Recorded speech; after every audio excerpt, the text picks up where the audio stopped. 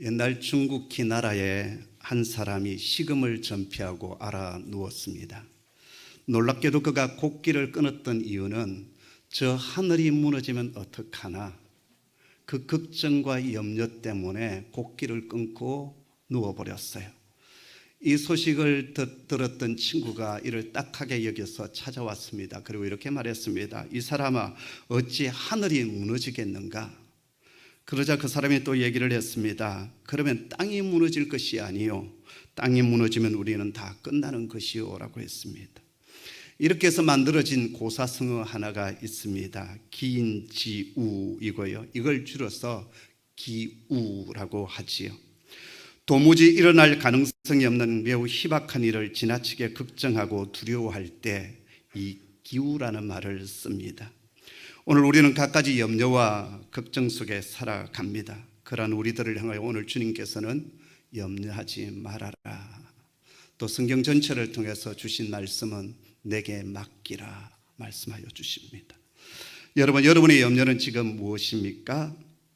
그것이 무엇이든 염려함으로 그 문제가 해결되는 것이 아니다라는 것입니다. 문제는 염려하고 걱정하는 것으로 해결되는 것이 아니라 믿음으로 해결된다라는 것입니다. 여러분의 자녀는 여러분의 염려로 자라는 것이 아니라 하나님께 맡겨드리는 믿음으로 자라게 됩니다. 여러분의 사업장과 일터, 내가 염려한다고 해서 번성하고 유지되지 않습니다. 하나님께 맡겨드리는 믿음이 그 사업장 일터를 승리케 만들어 주십니다. 사실 저는 어제 세 가지 염려 속에 잠자리에 들었습니다. 하나는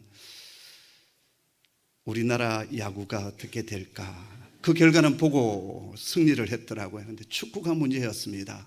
그 다음에 손흥민이 뛰는데 어떻게 될까? 그런데 오늘 주일을 생각해서 제가 맡기고 잤습니다. 아침 5시 30분에 일어나서 탁 보니까 이겼더라고. 맡겨드리는 거죠.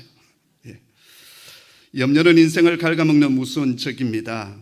인생을 갉아먹는 두 개의 적이 있는데 하나는 어제에 대한 후회이고요, 또 다른 하나는 내일에 대한 염려입니다. 기억하십시오. 염려한다고 과거가 바뀌거나 현재가 새로워지거나 미래가 보장되지 않습니다. 물론 염려의 순기능이 있습니다. 염려가 되기 때문에 준비하게 되고 더 열심히 일하게 되지요. 그렇지만 그런 것 때문에 염려를 일상처럼 달고 사는 것은 옳지 못하다라는 것입니다. 왜 그럴까요? 한마디로 염려는 우리에게 전혀 도움이 되지를 않습니다. 오늘 염려에 대한 예수님의 견해는 분명합니다. 첫째, 염려는 절대적으로 너에게 무익하기 때문이고, 둘째, 염려는 영육간에 해롭기 때문이고, 그래서 염려하는 것은 쓸데없는 일이다, 어리석은 짓이다, 그 말씀을 오늘 본문 전체를 통해서 우리에게 말씀하여 주십니다. 첫째, 염려는 우리에게 아무런 유익이 없습니다. 무익합니다. 미국의 한 설교가는 염려는 마치 흔들의자와 같다라고 했습니다. 흔들의자는 아무리 흔들어도 여전히 제자리입니다. 아무리 염려한다 할지라도 한 발짝도 앞으로 가지 못하는 그러한 것처럼 우리의 염려가 그렇다라는 것입니다. 여러분, 염려에서 문제가 해결된다면 염려하십시오. 그러나 염려는 우리에게 아무런 도움도 해결책도 주지를 못합니다. 어떤 심리학자가 사람들이 염려하는 것에 대해서 조사를 해보았더니 40% 정도가 과거에 대한 문제로 염려를 하고 있고 50%는 앞으로 있을까 말까 하는 일에 대한 염려를 하고 있더라는 것입니다. 여러분, 과거는 언제나 과거입니다. 어느 대학의 총장님께서 졸업생들에게 좌우명에 해당될 수 있는 한 말씀을 꼭 전하고 싶었어요. 그래서 졸업식장에서 생각을 하다가 다음 같은 얘기를 들려주었습니다. 졸업생 여러분 가운데 단단한 나무에 톱질을 한 적이 있으십니까? 여기저기 졸업생들이 고개를 끄덕거렸습니다. 그러자 총장님이 다시 물었습니다. 그렇다면 혹 톱밥에다가 톱질을 한 적은 있습니까? 조용했습니다. 졸업생 여러분, 과거는 이미 지나갔습니다.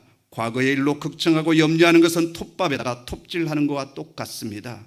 미래를 향하여 여러분 나아가십시오. 이 학교에서 공부하는 동안 여러분 실수하고 실패한 것들이 많이 있을 것입니다. 그러나 앞으로 미래를 향하여 열려있는 그것을 향하여 여러분 나아가십시오. 그렇게 얘기했다고 합니다. 맞습니다. 과거의 문제로 염려하는 것처럼 어리석고 무지한 자가 없습니다.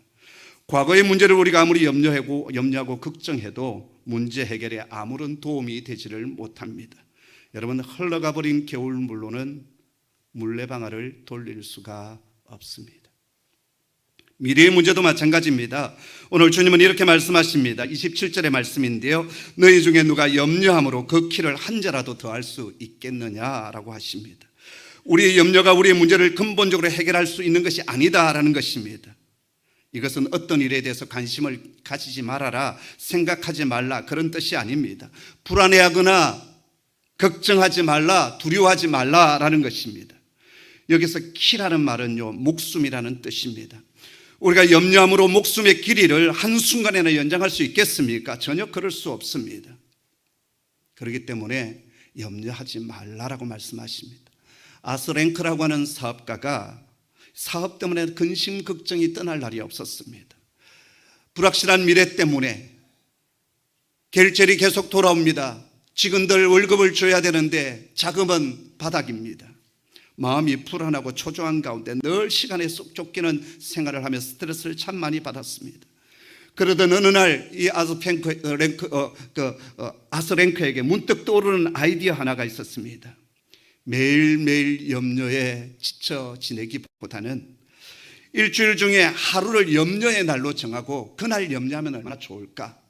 그래서 염려할 일들, 걱정할 일이 있으면 그곳에 염려할 일들을 적고 매달 며칠 적어서 염려하는 통에 집어넣기로 했습니다. 그는 여러 날 가운데 수요일을 염려의 날로 정했습니다. 그리고 수요일 염려 상자를 만들어서 그곳에다가 염려하는 것들이 생길 때마다 다 집어넣었어요. 그리고 이제 그 염려 상자를 한 주에 한 번씩 딱 개봉을 했을 때 그 내용을 읽어보았더니 그 큰 문제들이 아주 사소한 문제로 탈바꿈되어져 있고 또 아니면 아무 일도 일어나지 않았더란 말입니다. 여러분, 우리 인생에 크고 작은 많은 문제들과 우리를 짓누르고 있는 스트레스들, 염려, 걱정들이 참 많지 않습니까? 그러나 그 염려는 우리 인생에 아무런 도움이 되지는 못합니다. 대신 주님은 우리에게 말씀하십니다. 그 염려를 내게 맡겨라. 그 무거운 짐을 내게 맡겨라 라고 말씀하여 주십니다. 두 번째로 우리가 염려하지 말아야 될 이유는 염려는 우리의 인생을 망치기 때문입니다. 여기 염려라는 말을 헬라어로 메림네오라고 하는 단어를 쓰고 있는데요, 이 말은 쪼갠다, 갈라낸다라고 하는 메리조라는 말과 마음이라고 하는 단어, 누스라는 단어가 합성되어져 있는 단어입니다.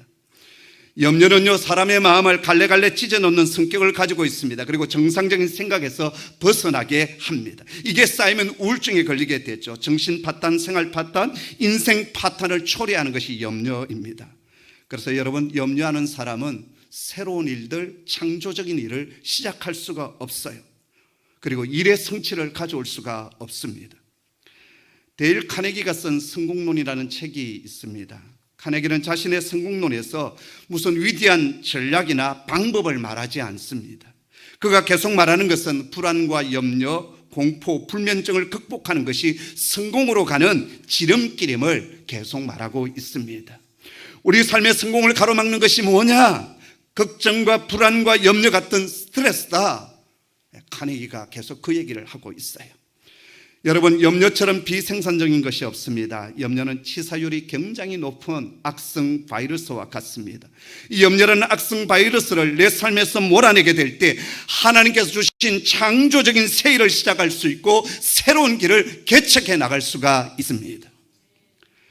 미국의 유명한 의사 가운데 에드워드 포돌스키라는 사람이 있습니다. 젊은 사람들에게 포돌스키 하면 축구선수 아닌가, 그렇게, 여러분 축구선수를 모르는군요. 예, 되었습니다. 여기 에드워드 포돌스키는요, 의사예요. 이분이 수많은 환자를 이제 진료하는 가운데 다음과 같은 사실을 깨달았어요. 우리가 다 알고 있는 얘기인데요, 염려가 많은 사람은 심장이 안 좋대요. 또 염려가 많은 사람은 대체로 혈압이 높고요, 염려가 많은 사람은 루마티스 관절염이 생길 확률이 훨씬 더 높다라는 겁니다. 또 염려가 많은 사람은 위장병이 생길 확률이 높고요, 염려가 많은 사람은 자주 감기에 걸리게 되고, 염려가 많은 사람은 갑상선 질환이 계속 악화되고요. 또 염려가 많은 사람은 당뇨병에 걸릴 확률이 훨씬 더 높다라는 겁니다. 뿐만 아닙니다. 염려는 우리의 기도를 가로막습니다. 염려는 우리 속에 찬송, 기쁨을 빼앗아 갑니다. 그리고 말씀으로부터 멀어지게 해서 말씀의 열매를 맺을 수 없게 만듭니다. 그래서 하나님의 축복을 나의 것으로 만들 수 없는 거예요. 마태복음 13장에 보면 씨 뿌리는 비유가 나옵니다. 세 가지 마음밭에 대해서 얘기를 하죠. 두 번째 마음밭이 무엇입니까? 가시떨기가 왕성한 밭이었습니다. 이 가시떨기 밭에 씨앗이 떨어졌습니다. 싹을 틔우는데 세상의 염려와 죄의 유혹에 빠져서 말씀이 막혀서 결실치 못하는 밭이 바로 가시밭길이다라고 했습니다. 염려는 결국 영혼을 질식시킵니다. 그리고 심령의 숨통을 눌러 죽게 만들곤 합니다. 그러니까 염려는 영혼을 교살하는 살인자와 같습니다. 여러분 2차 세계대전 당시에 전장터에서 죽었던 젊은이들이 한 30만으로 봅니다. 근데 사회심리학자들이요 연구를 좀 해보니까 남편을 그리고 아들을 전장에 보내고 나서 심장마비나 기타 다른 질병으로 죽은 사람이 100만 명이 넘었다라는 것입니다. 여러분 염려처럼 파괴적인 것이 없습니다. 그래서 앞서 얘기했던 것처럼 포돌스키가 책을 하나 썼습니다. 그 책 이름이 무엇인지 아십니까? 염려를 멈추어라입니다. 그리고 오늘 우리 주님 말씀하십니다. 염려하지 말라. 여러분 염려를 멈추십시오. 그리고 염려하지 마십시오. 여러분을 짓누르고 있는 것에서 자유와 해방을 누리게 될 것입니다. 그런데 여러분 이런 파괴적인 염려가 우리의 내면에서 일어나게 될까요? 아니면 외부적인 환경 때문에 일어나게 될까요? 우리는 대부분 외부적인 환경 때문에 이러한 염려와 극심, 스트레스가 우리 속에 일어난다고 생각합니다. 근데 여러분 보십시오. 똑같은 사건을 앞에 놓고 어떤 사람은 땅이 꺼지도록 한숨을 쉬고 어떤 사람은 초연합니다. 동일한 불행을 앞에 놓고 어떤 사람은 절망하는가 하면 어떤 사람은 그 불행을 꿋꿋하게 이겨냅니다. 똑같은 슬픔이지만 어떤 사람은 그 슬픔 때문에 자신을 가누지 못하고 인생이 흐트러지는가 하면 어떤 사람은 자신을 조절을 하고 슬픔 속에서 소망을 찾아 나가는 사람이 있습니다. 똑같은 환경인데 어떤 사람은 그것을 이기고 오히려 그 속에서 새로운 창조적인 일을 만들어가는 사람이 있습니다. 보십시오. 바울은 복음을 전하다가 제수의 몸이 되어서 로마 감옥에 끌려가 있었어요. 그때 바깥에 있는 성도들이 이렇게 권면합니다. 빌립보서 2장 18절에 이와 같이 너희도 기뻐하고 나와 함께 기뻐하라. 바울은 감옥 안에서도 기뻐했습니다. 그리고 바깥에 있는 성도들, 자유의 몸을 가지고 있는 성도들에게 나와 함께 기뻐하라 말합니다. 빌립보서는 감옥에서 쓴 편지입니다. 빌립보서 4장 4절에 주 안에서 항상 기뻐하라. 내가 다시 말하노니 기뻐하라. 그래서 빌립보서를 기쁨의 서신으로 부르고 있습니다. 옥중에 있는 사람이 옥바깥에 있는 사람들의 기뻐하라고 말할 수 있었던 것은 기쁨의 조건이 외부적인 환경이 있지 않다는 것을 증거하고 있습니다. 바울과 실라가 빌립보에서 복음을 전하다가 누명을 쓰고 감옥에 갇혔습니다. 수많은 매를 맞고 온몸은 피투성인데 그 깊은 밤 바울과 실라 두 사람은 찬송했습니다. 하나님을 찬미하고 그 찬송 소리가 온 옥에 가득했다라고 했습니다. 바울과 실라를 둘러싸고 있는 환경은 고통입니다. 절망입니다. 하지만 그 절망적인 감옥 속에서 아버지 하나님께서 함께 하심을 바라보았고 그들은 찬송할 수 있었습니다. 그리고 하나님은 기적을 통하여 옥문을 열어주셨고 그 기적을 통해서 빌립보의 최초의 교회가 세워지게 되었습니다. 사도행전 27장에 보면 바울은 제수의 몸으로 로마로 압송을 당하고 있었습니다. 아드라무떼노라고 하는 상선을 타고 지중해를 가로질러 이탈리아로 가고 있었는데요. 때는 겨울철이었어요. 겨울에는 옛날에 항해를 하지 않았다고요. 바다가 거칠어집니다. 그런데 빨리 이 제수를 로마로 압송해 가야 했기 때문에 바울을 지금 끌고 가는 이 대장은 빨리 가자라고 했습니다. 그래서 결국 겨울철에 항해를 시작하다가 유라굴라 광풍을 만났습니다. 닻을 내리고 배는 광풍에 이리저리 밀려가는데 사람들은 배와 사람을 살리기 위해서 그 배에 있는 모든 짐들과 기구를 다 버렸습니다. 그럼에도 불구하고 이 배는 살 길이 없는 거예요. 여러 날 동안 해도 별도 보지 못한 채 배가 표로하는데요, 사람들은 아무것도 먹지를 못합니다. 풍랑은 여전하고 사람들은 구원에 대한 소망을 완전히 잃어버리고 절망하고 있을 때 제수의 몸인 바울이 일어나서 이렇게 말합니다. 내가 너희를 권하노니 이제는 안심하라. 너희 중에 아무도 생명에는 아무런 손상이 없겠고 오직 배뿐이라. 내가 속한 바 곧 내가 섬기는 하나님의 사자가 어젯밤에 내 곁에 서서 말하되 바울아 두려워하지 말라. 내가 가이사 앞에 서야겠고 또 하나님께서 너와 함께 항해하는 자를 다 내게 주셨다 하였으니 그러므로 여러분이 안심하라. 나는 내게 말씀하신 그대로 되리라고 하나님을 믿노라. 아멘. 배 안에 있는 모든 사람들이 공포와 두려움 속에 있을 때 바울은 오히려 평안합니다. 담대합니다. 확신 속에서 구원의 소망을 외치며 사람들을 안심합니다. 그가 그럴 수 있었던 것은 약속하여 주신 하나님의 말씀을 받았고 믿었기 때문입니다. 기쁨이나 염려가 환경이나 조건이나 상황에 있는 것이 결코 아니다라는 것입니다. 내 얼굴에 표정이 없고 감사가 없고 기쁨이 없는 이유는 밖에 있는 상황 때문이 아니라 여전히 우리 마음속에 문제가 있다라는 것입니다. 염려의 현주소는 마음이며 염려하는 마음을 지배하는 것은 철저히 불신앙입니다. 성도 여러분, 하나님을 향한 믿음을 가지게 될 때 우리 속에는 염려와 근심, 그 불안은 떠나가게 될 줄 믿습니다. 그런데 문제는 어떻게 염려하지 않고 우리가 살아갈 수 있단 말입니까? 이 험악한 세상에서 염려하지 않을 수 있는 비결이 있단 말입니까? 그렇습니다. 있습니다. 오늘 본문이 시작되는 25절을 우리 다시 한번 더 읽도록 하겠습니다. 함께 읽습니다. 그러므로 내가 너희에게 이르노니 목숨을 위하여 무엇을 먹을까 무엇을 마실까 몸을 위하여 무엇을 입을까 염려하지 말라. 목숨이 음식보다 중하지 아니하며 몸이 의복보다 중하지 아니하냐. 아멘. 오늘 본문의 첫 시작은 그러므로라고 하는 접속사로부터 시작되고 있습니다. 그러므로라는 이 접속사 속에 우리가 염려하지 않을 수 있는 비결이 담겨져 있습니다.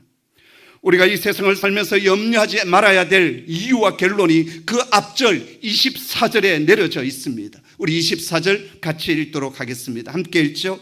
한 사람이 두 주인을 섬기지 못할 것이니 혹 이를 미워하고 저를 사랑하거나 혹 이를 중히 여기고 저를 경히 여김이라. 너희가 하나님과 재물을 겸하여 섬기지 못하느니라. 아멘. 이미 우리는 세상과 하나님 사이에서 하나님 쪽으로 선택과 결론이 내려진 사람입니다. 우리는 생명과 행복의 원천이 하나님께 있음을 믿는 사람이고 하나님께서 공급해 주시는 힘으로 살아가는 사람들 아닙니까? 우리가 누굽니까? 하나님의 자녀 아닙니까? 이 세상 땅의 사람들은 이 땅에다 소망을 두고 이 땅에 보물을 쌓아두고 살아가지만 우리는 하늘에다가 보물을 쌓아두고 살아가는 사람 아닙니까? 그렇기 때문에 하나님께서 우리 인생을 책임져 주시고 내 삶의 모든 필요를 채워주신다라는 것입니다. 그렇기 때문에 우리는 절대 염려해서는 아니 됩니다. 오늘 본문을 보십시오. 우리가 염려하지 말아야 될 이유를 주님께서는 두 가지 예를 들어서 설명하십니다. 하나는 하늘을 나는 새이고요, 또 하나는 저 들판에 있는 백합화 꽃입니다. 먼저 공중에 나는 새에 대해서 비유하십니다. 26절의 말씀인데 같이 읽겠습니다. 함께 읽죠. 공중의 새를 보라. 심지도 않고 거두지도 않고 창고에 모아들이지도 아니하되 너희 하늘 아버지께서 기르시나니 너희는 이것들보다 귀하지 아니하냐. 아멘. 공중의 새를 보라. 이 새는 이름도 없는 일반적인 새입니다. 우리나라로 본다면 흔히 우리 눈앞에 보이는 참새입니다. 높이 날지도 못하고 낮게 그냥 한 놈 가면 또 도르륵 하다가 또 누가 좀 소리가 나면 도르륵 도망가고 그런 참새. 이름도 없이 너무나도 흔하디 흔한 참새 같은 것들도 농사도 짓지 아니하지만 하나님의 돌봄 속에서 저렇게 살아가고 있는데 피로 값주고 사신 너희 하나님의 백성들, 나의 자녀들아, 너희는 저것들보다 얼마나 더 귀하지 아니하냐. 주님은 공중 나는 독수리를 보라, 맹금류를 보라, 저 가장 높이 나는 도요새를 보라, 그렇게 말씀하지 않았어요. 이름도 없는 아주 작은 새입니다. 그 새도 하나님의 돌보심 속에서 살아가고 있는데 하나님의 형상으로 지음받은 우리 인간에 대해서 하나님은 어떤 마음을 가지고 계실까요? 피로 값주고 사신, 당신의 독생자를 통하여 피로 값주고 사신 당신의 자녀인 저와 여러분을 하나님께서 어떻게 하시겠습니까? 또 주님은 말씀하십니다. 또 너희가 어찌 의복을 위하여 염려하느냐? 들의 백합화가 어떻게 자라는가 생각하여 보라. 수고도 아니하고 길쌈도 아니하느니라.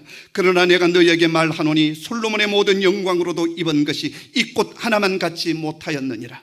오늘 있다가 내일 아궁에 던져지는 들풀도 하나님이 이렇게 입히시거든 하물며 너희일까 보냐. 믿음이 작은 자들아. 아멘. 들의 백합화를 보라라고 말씀하십니다. 여기 등장하는 백합화는요, 가나안 지역에 흔히 들판에 피는 야생화 아네모네라고 하는 꽃을 말합니다. 이 꽃은 봄철에 잠시 피어 있다가 시들어버리는 꽃이에요. 그리고 이 꽃이 시들면 사람들은 이 야생화 풀을 그냥 뜯어다가 아궁에 넣어서 불쏘시개로 사용했습니다. 이렇게 잠시 있다가 불쏘시개로 아궁이에 없어지지만 이 꽃이 피었을 동안에는 그 어떤 왕의 옷보다도 더 아름답고 더 귀하다라는 겁니다. 오늘 있다가 내일 아궁이에 던져져 없어지는 하루살이 들풀도 이렇게 좋은 것으로 입히시는데 하물며 좋으신 하나님께서 하나님의 아들과 딸인 저와 여러분을 먹이시고 입히시고 돌보시고 책임져 주시지 않겠느냐라는 것입니다. 성도 여러분, 저와 여러분 하늘을 나는 저 이름 없는 새들보다 얼마나 더 고귀한 존재입니까? 저기 들판에 그냥 피어있는 저 풀꽃보다도 얼마나 소중한 존재입니까? 하나님께서 저런 하잘것없는 것도 먹이시고 입히시는데 왜 우리는 하나님의 자녀라고 하면서 염려하고 걱정하고 그렇게 불안해 하십니까? 그놈의 욕심 때문에, 남과 비교하기 때문에, 믿음이 없기 때문에 염려 보따리 짊어지고 살아가는 것 아니겠습니까? 참새 한 마리도 먹이시고 들의 백합화도 입히시는데 하물며 피로 값주고 사신 저와 여러분 하나님의 자녀를 주께서 책임지지 않겠습니까? 들의 백합화를 돌보시고 공중에 나는 새들을 돌보시는 그 하나님이 살아계시다면 그 하나님이 내 삶을 책임져 주시고 내 삶을 인도해 주시고 내 삶의 문제를 해결해 주시고 내 삶의 목적을 부여하시고 그 목표를 향하여 가도록 섭리하는 것 당연하지 않겠습니까? 시편에 보면 하나님께서 우리를 얼마나 아끼시고 사랑하시는지 우리 한 사람 한 사람에 대해서 자기 눈동자같이 지키신다라고 했습니다. 자기 눈동자처럼 지키신다는 말씀의 정확한 뜻은 자기 눈동자를 보호하듯이 우리를 보호하신다, 그런 뜻입니다. 아마 이 얘기는 제 설교를 통해서 여러 번 들으셨을 거예요. 여러분, 우리 몸 중에 눈이 중요한 것은 새삼 설명할 필요가 없는 것 아닙니까? 그 크기로 보면 우리 몸의 100분의 1 정도밖에 되지 않습니다. 그러나 온몸이 다 성하더라도 눈이 제구스를 하지 못하면 우리의 활동은 당장에 중지될 수밖에 없습니다. 사람의 눈에는요 30만 개의 회로가 있다고 그래요. 그리고 7개 정도의 신경세포가 있어서 거리감, 광도 그리고 색상을 자동적으로 조절한다고 합니다. 기능 전체가 전자동 시스템으로 되어 있는데요, 눈꺼풀만 하더라도 자동 개폐식이어서 유사시에 즉시 덮이게 됩니다. 끊임없이 돌아가는 안구는 그 기능이 언제나 원활하도록 눈물샘에서 습도를 조절해 줍니다. 그리고 그렇게 한번 쓴 물은요 다시 재사용하지 않고요 코라고 하는 이 하수구를 통해서 바깥으로 깨끗이 처리됩니다. 만약 눈에 불순물이 들어간 경우에는 눈 안에 여러 기능이 서로 단합해서 그놈을 눈 밖으로 퇴치하는데 그게 뭔지 아십니까? 눈곱입니다. 또 눈은 참으로 소중하기에 하나님은 이 눈을 두는 자리도 특별히 마련해 주셨어요. 사람의 두개골은 웬만한 충격에도 잘 부서지지 않는데요, 하나님은 거기다가 큰 동굴을 2개 파가지고 그 속에다 안전하게 눈알을 넣어 주셨어요. 몸의 다른 곳은 툭 튀어나왔지만 눈만큼은 오히려 안쪽으로 쑥 들어가 있지 않습니까? 눈 위에는 작은 둔덕을 만들었습니다. 그래서 위로부터 오는 홍수를 다 막아주는 거죠. 그리고 그 언덕에는 크지도 짧지도 않는 숲을 조성해서 산사태가 나지 않도록 방지를 했습니다. 또 눈 바로 앞에는 촘촘한 방풍림을 만들어서 바람이나 잡티가 들어오지 못하도록 막아 놓았어요. 이 방풍림이 얼마나 자동적으로 빠른지 눈 위험이 닥치면 눈 깜짝할 새 스트를 눌러버리지 않습니까? 그래서 사람 몸 가운데 다른 장기에 비해서 가장 사고 빈도가 적은 곳이 눈이라고 합니다. 해서 하나님 우리를 자기 눈동자같이 지키신다면 그것은 가장 소중히 여기신다는 뜻입니다. 그 어떤 빈틈도 없이 완전하게 우리를 보호해 주시겠다는 것입니다. 바로 이것이 우리를 향한 하나님의 마음이요 하나님의 사랑입니다. 문제는 우리에게 하나님을 향한 믿음이 없다, 작다라는 것입니다. 조지 물러 목사님은 신앙이 시작되는 곳에는 염려가 끝이 나고 염려가 시작되는 곳에는 신앙이 끝이 난다라고 했습니다. 신앙이 시작되는 곳, 하나님을 향한 믿음이 우리 속에 일어나는 그 순간 염려와 근심과 걱정은 떠나가게 되는 것입니다. 성도 여러분, 하나님을 신뢰하도록 하십시다. 그리고 우리의 염려를 주께 맡겨드리도록 하십시다. 마르틴 루터가 종교개혁을 하면서 너무나도 힘이 들었어요. 어느 날 너무나도 공고하고 피곤한 겁니다. 도저히 이 일을 할 수가 없는 것 같아요. 기도하는 가운데 그가 하나님 앞에 이런 기도를 드립니다. 하나님, 이 세상이 하나님의 것입니까? 나의 것입니까? 하나님, 이 교회가 하나님의 것입니까? 나의 교회입니까? 이 세상은 당신의 세상이고 이 교회는 당신의 교회 아닙니까? 이제 그들을 당신이 돌보아 주세요. 저는 그만 자겠습니다. 성도 여러분, 주께 맡겨드리고 평안히 깊은 잠을 잘 수 있는 하나님의 사람 되기를 소원합니다. 기도하겠습니다. 아버지 하나님, 수많은 염려와 스트레스와 근심, 걱정, 그 모든 것들 우리를 둘러싸고 있지만 주께 맡겨드리는 삶으로 인하여 우리 속에 평안이 넘치고 기쁨이 넘치고 감사가 넘치기를 소원합니다. 사람이 했던 말들 때문에 또 일어났던 사건과 일들 때문에 하나님과 내 사이에 가지고 있었던 그 평안이 깨어지지 아니하도록 도와주시고 염려를 떨쳐버리고 하나님께 맡겨드림으로 새로운 일들이, 그 창조적인 일들이 우리 안에 시작될 수 있도록 은혜를 더하여 주시옵소서. 주께 맡겨드립니다. 주님 책임져 주시고 주께서 일들을 성취하여 주시고 우리의 모든 필요를 공급하여 주시옵소서. 예수님의 이름으로 기도하옵나이다. 아멘.